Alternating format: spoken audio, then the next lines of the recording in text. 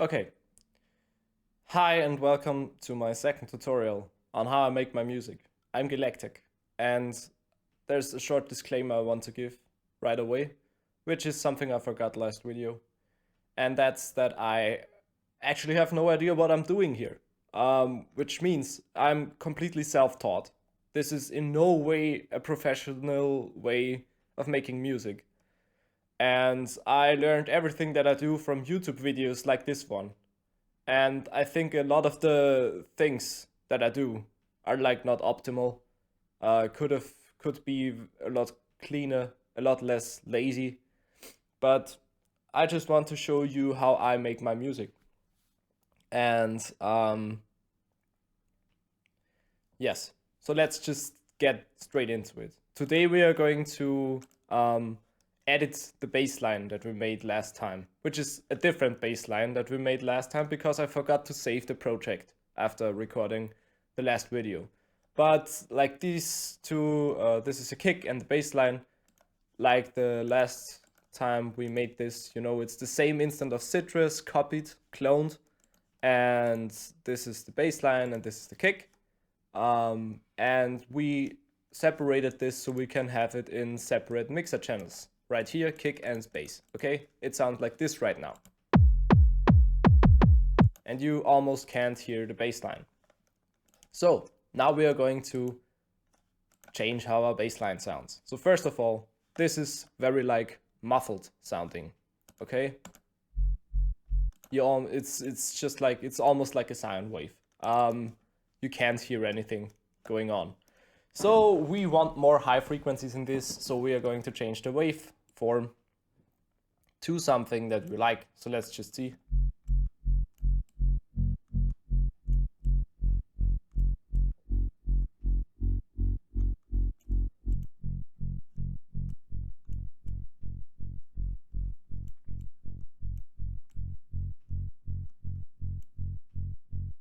Okay, I actually like that.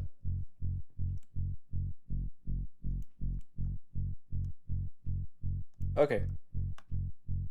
So that's enough for now. Maybe, yeah.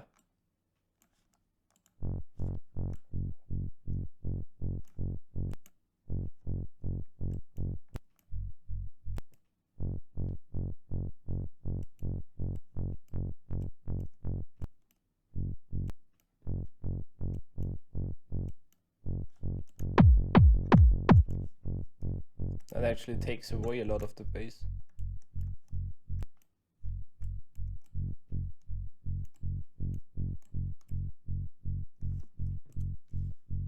Okay, this is nice. It's quiet, so we do the same thing with like what we did at the kick drum, which is we add a wave shaper just to make it louder and again give it more high frequencies. And you can go crazy with this. You can basically go crazy with this, wave shaper on the bassline. Yeah, but I think something like this is optimal. And we clean it up with an equalizer. And now it gets a little complicated because like with bass lines, you already have the kick down here. The kick, we made it land at like 40 Hertz. So let's see how our bass line looks in this equalizer, all right? So as you can see, it also lands like about 45 Hertz, all right? And these like brighter lines you see in this bass tone of ours are like the different overtones of our bass line. And they get more narrower together the more you go up.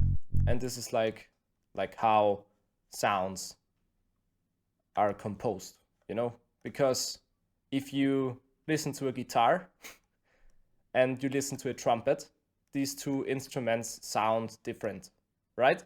But they can produce the same tone, none of the less. And the reason they sound different are how these overtones are like are built. in the sound you're making.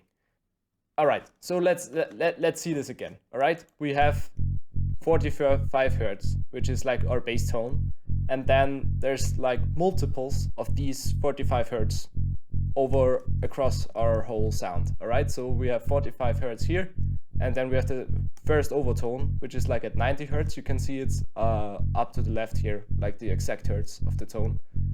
And then the third one is 135, which is 45 and 90. All right, so this is how overtones in a sound are built, right? And the thing is, this first bass frequency, 45 hertz, is exactly an octave lower than this second overtone at 90 hertz. So it's the same frequency. So if we cut away the first bass tone, it actually wouldn't change the tone or the frequency we hear most prominently in the sound.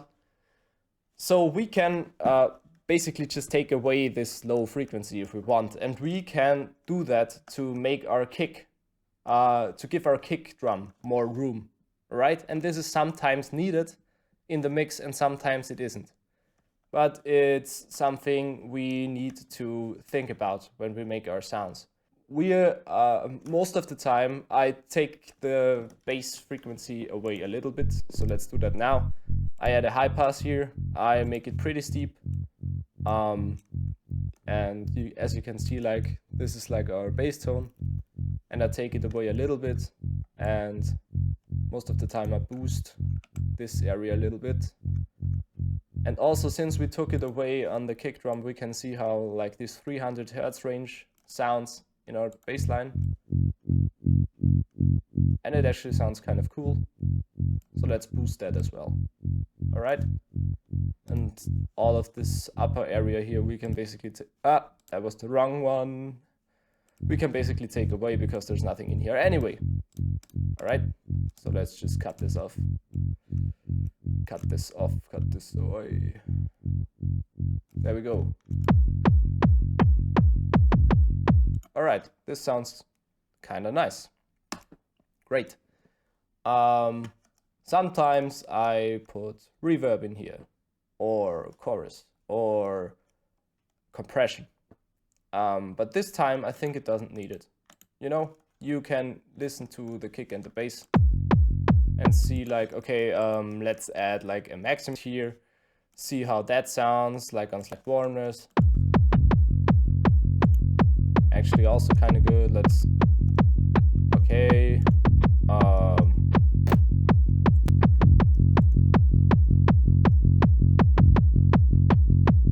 actually like that. It's like really aggressive. Tone it down a little.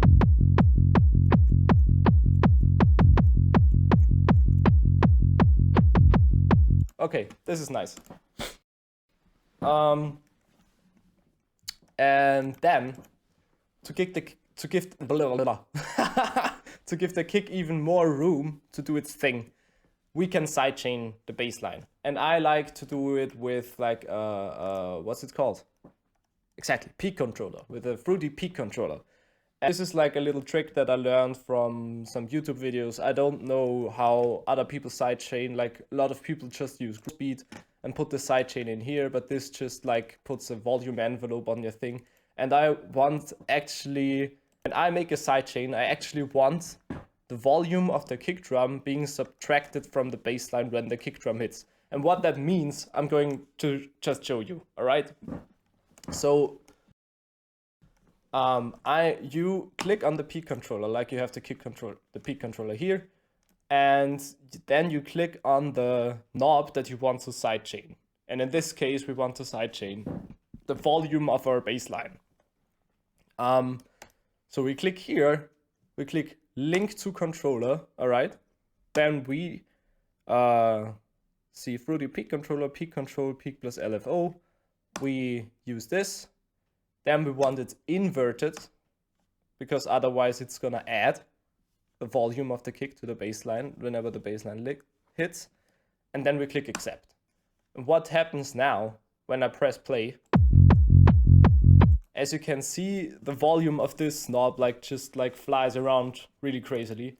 And actually the bass is like plus 5 dB now. So you can change this around with bass. So put the bass like here, put the volume a little bit down, and like change this around until it sounds nice.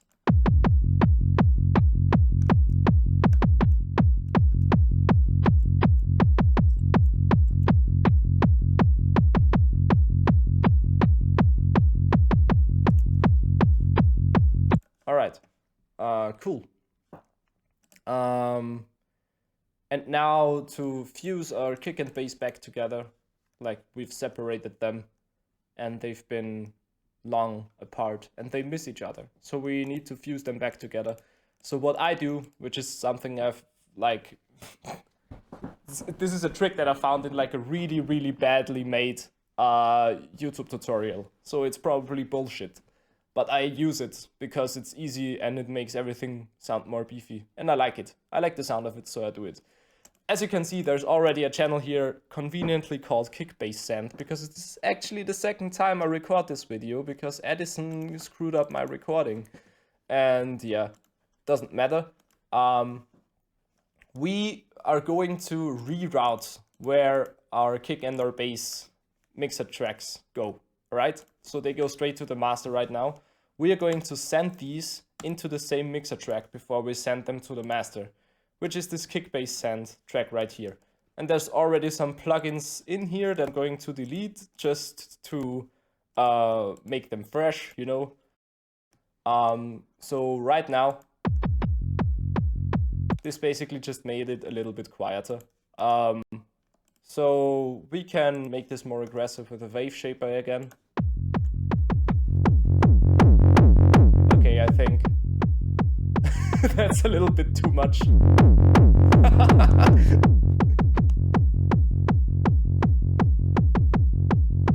No, let's go a little aggressive with this. It's okay. Then again, equalizer, and yeah, distortion before equalizer. That's something I also did wrong in the last video. In the last video when I made the kick, I had it like this. It should be like this. And it makes a lot more sense like this because you add a lot of new frequencies when you use a wave shaper or a distortion. And so having an equalizer after that, you can just clean up your mix basically after you do that. So that's something you want to always have in front of your equalizer actually. So now we, again, I don't even need to listen to it now because we are just going to cut off everything below 40 Hertz because there's a wave shaper here and this can add some troubling frequencies down here. Let's listen to it again, maybe change around some of these knobs.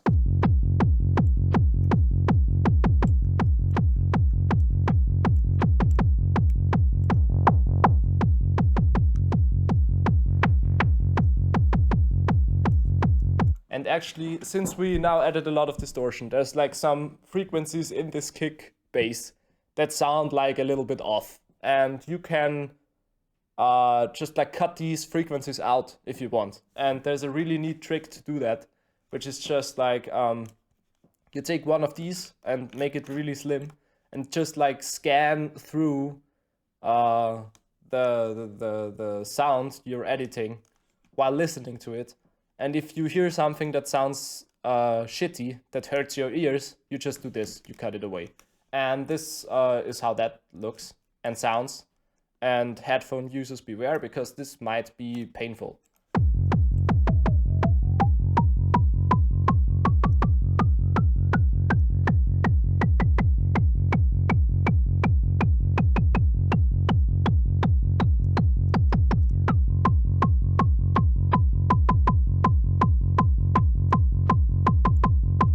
This is like, I think this is like one of these frequencies we don't really need because it's not like in tune with everything else. It sounds kind of dissonant. So I'm gonna take it away. It's 136 Hertz. All right, let's make this a bandstop. And it's gone. And things like this just clean up the mix a little bit. And of course you can make it really like small. And yeah, there we go.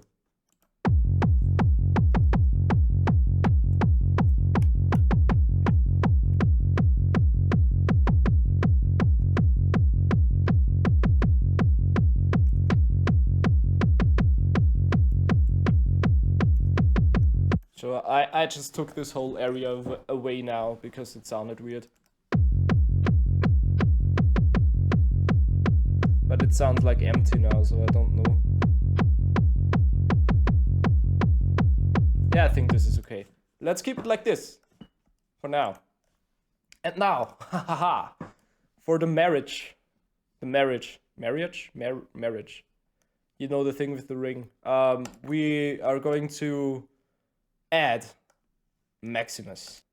So we are going to use a multiband compressor to basically compress the kick and the bass into a sausage of like fat bass heaviness and basically just rave heaven. Okay, so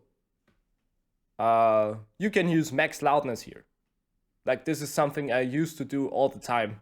I just put max loudness in here, and the max loudness preset in Maximus, if you don't know it, is just like the most aggressive like limiter and compression you can put on anything, I think. So let's just listen to how it sounds, all right? So we are going to put it on.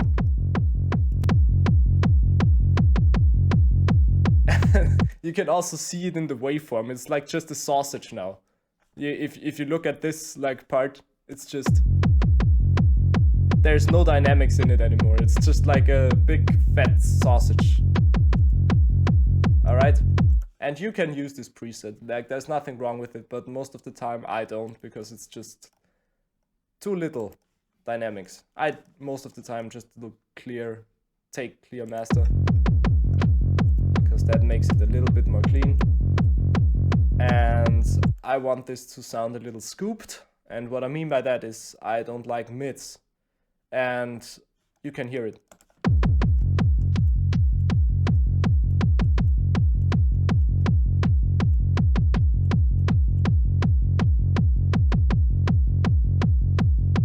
Yeah, this turned like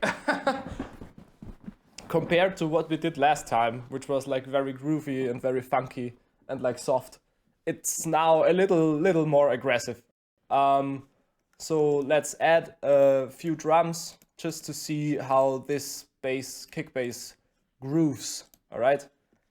Okay. So some hats, some snares, and let's dance.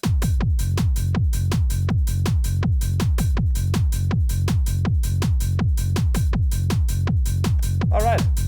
Nice. What's going on? Why is this so weird?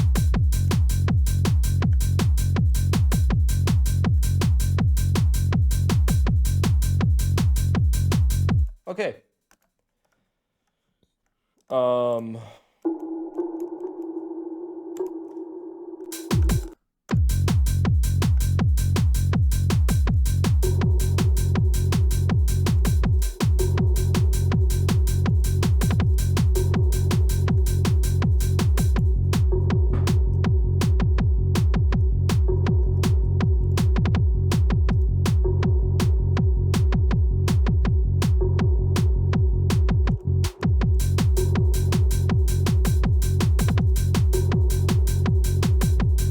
Yeah, okay, so already sounds kind of nice, but it's muddy.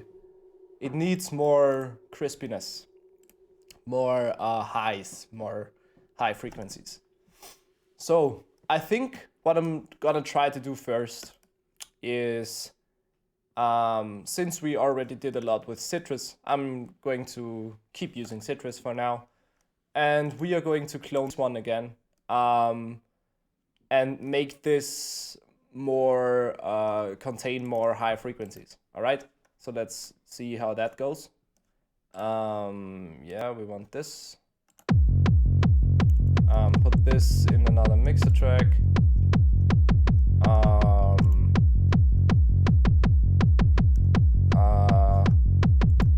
Wait, I don't even know if you can still hear me while I'm playing like these sounds, so let's just turn it off for now.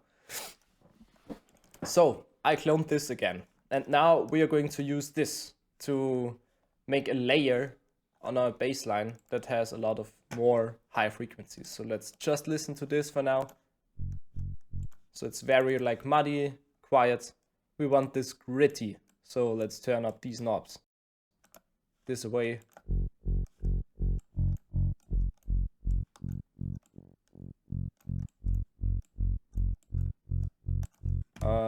Filter be gone.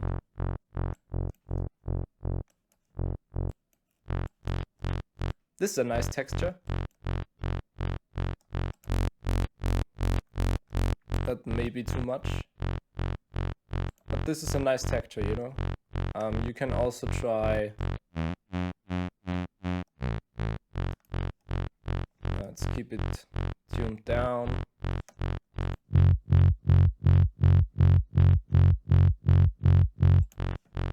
Okay. And now you can do all sorts of funny stuff with this. Of course, we're going to need a high pass because we we already have the very low frequencies in our bassline. And our high layer, we just like can cut off till 200 or even more. Listen to them together. That's nice. And you can also try, also send it into the kick bass send just to have it compressed with the normal bass line. That's nice. And then you can make it a little quieter here. You can make it quieter here.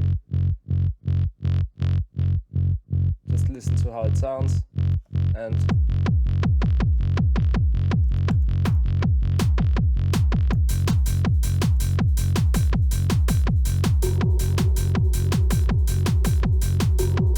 alright, it's kind of nice. And now, since this doesn't have any bass in it, you can also go crazy and add like, I don't know, delay. Let's add a crazy ping pong delay to this like bass line and see how we can make that sound. Like cut off.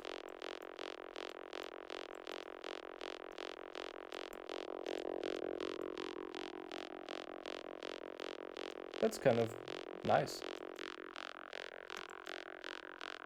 With a little modulation. Yeah.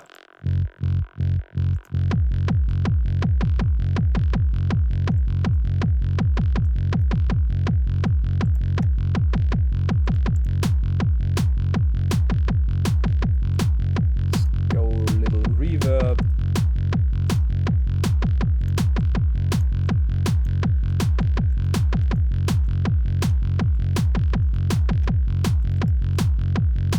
Bit crush.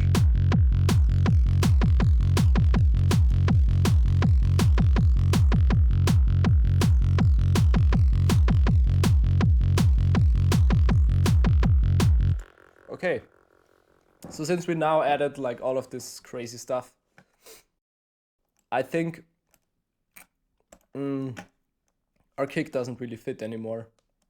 We need a snappier kick. So let's try changing this around. That's nice.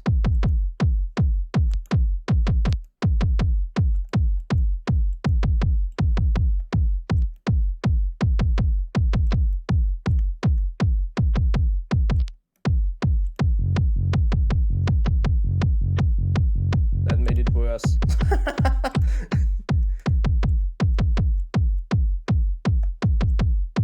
Probably this. Yeah. Need both of those a little snappier.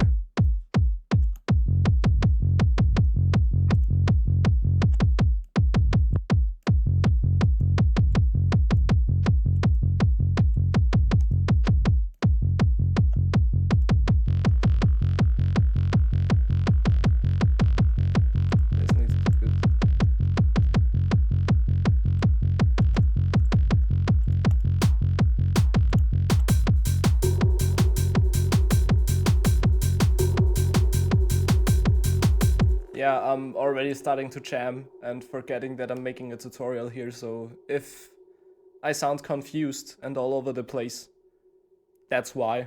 And yeah, let's just keep going for now. So like this is one way that I make a baseline, which is like with Citrus, you take the same instance, you clone it. If you still have too little base in it, you clone it again, like I did this time. Don't have to. Can make a lot of different like kind of variations of this like technique. This is what we got.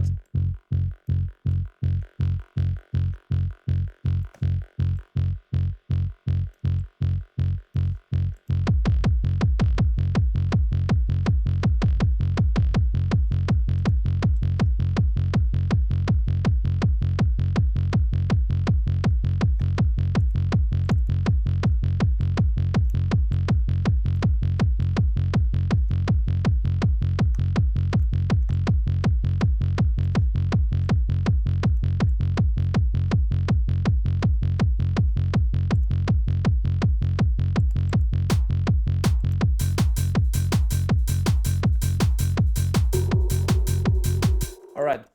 Okay. So it's a little bit, I don't know, it's a little messy, but let's keep it like this for now. So this is like one method that I make my baselines. I'm going to show you another method now. And we'll maybe even layer both methods together and see how that sounds. So, second way I like to make my basslines is with one of my favorite plugins. I think this is my favorite plugin in FL Studio. It's called 3x Os, so 3 times oscillator. I have no idea how you actually say this. I also most of the time just call it 3x Os. And it looks like this.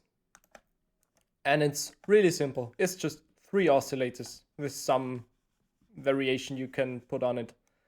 And then it goes into the FL Studio sampler in here with like all of these great like envelopes and LFOs that you can use. And I love this plugin. I really, really love this plugin. So we are going to put this on solo and see how we can make a bassline with this. So first off, I think we're in F sharp. So let's just like create like a nice offbeat bassline pattern with a little in the end to be sneaky.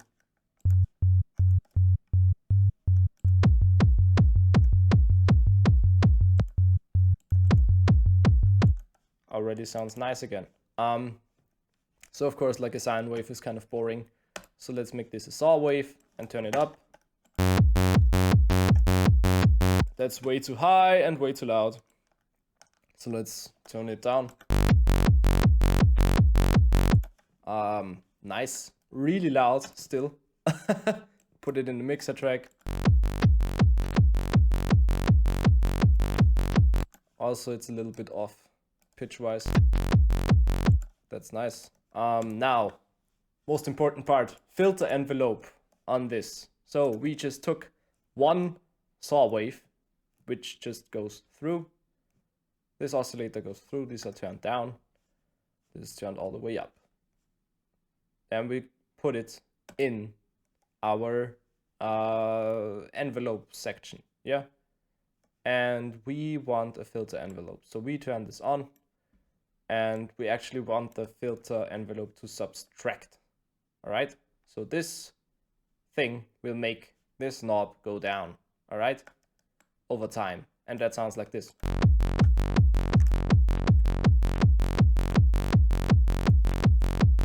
And so we can actually hear it.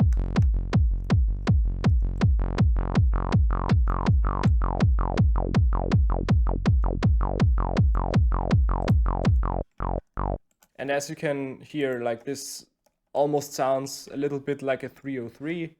It sounds like a nice acid line, basically. And you can use these like pseudo fake acid lines to make great bass lines, like this.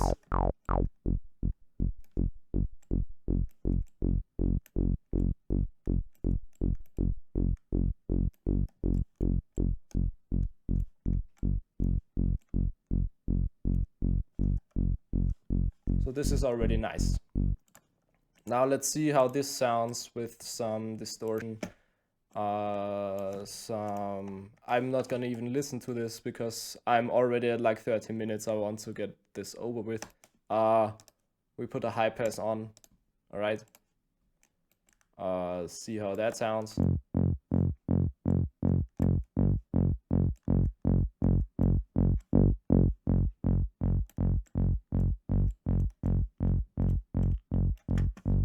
Nice.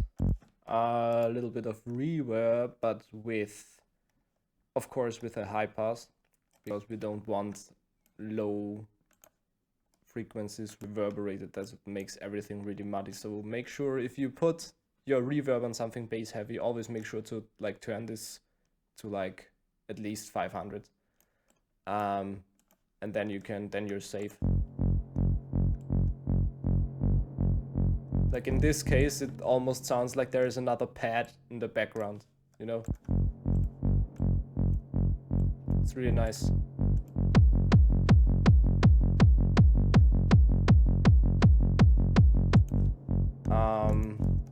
Also, same thing we did last time.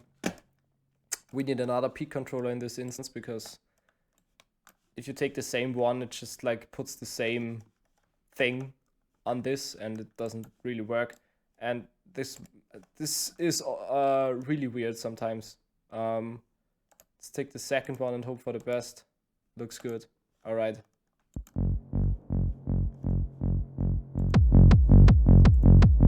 There we go.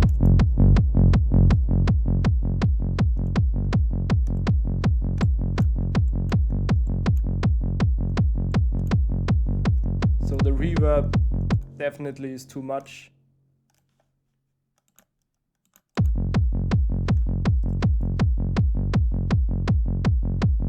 All right, now let's also put this in our kick bass send so it gets compressed together with our kick. All right. In this case, that doesn't even sound too good, so let's keep it out of there. Like, you don't have to do this.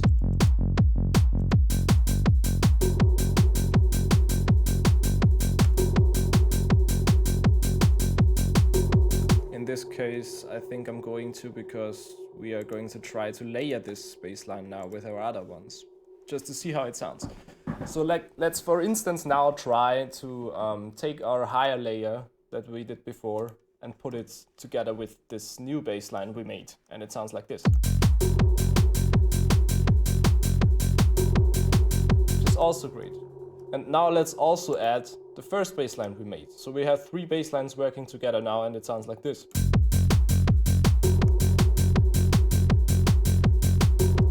And now we can separately like turn the volume of these up and down to create the bass sound that we want.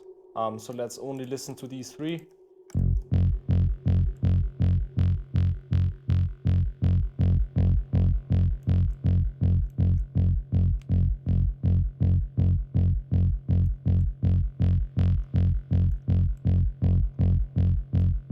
Can also change this inside here.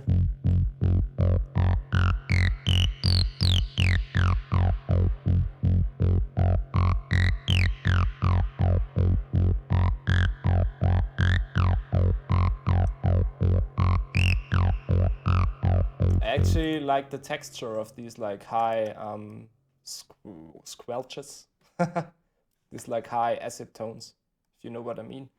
So I'm actually going to record some automation, I think, which just works like this. You press this knob, notes and automation, and then you automate what you want to automate.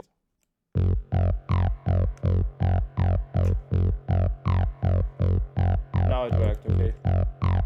No idea why.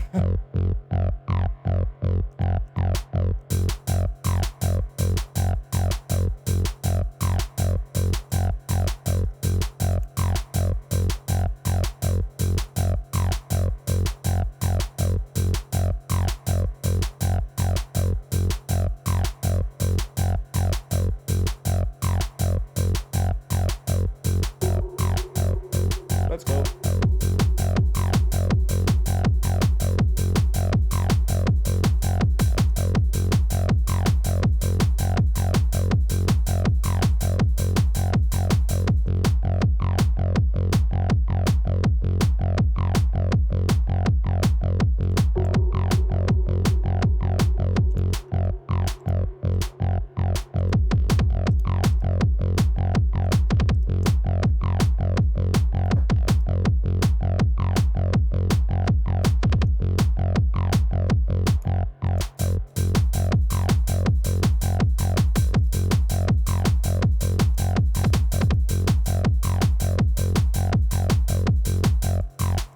Okay, so I think this is like a nice base for a track actually.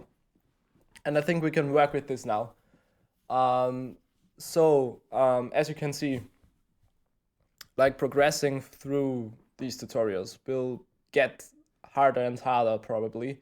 And it will sometimes just turn into me jamming and not knowing what I'm doing and just doing things without explaining them. So if this was too confusing of an episode because I felt like I just did things and didn't explain them a lot, just like tell me in the comments.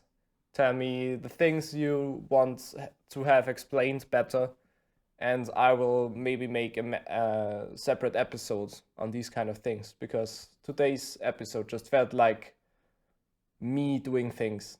It was a lot of fun anyways. So with that said, I'm just gonna play this again and listen to the beautiful bass line we created today.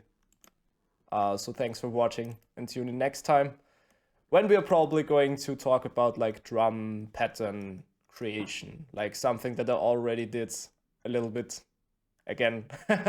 But we will talk in greater detail about this kind of stuff, and also probably this plugin, which I didn't explain really good at all. I'm going to make a separate video on 3x oscillator probably. So thanks for watching, and tune in next time when I tell you how to make techno like an amateur. Thanks for watching.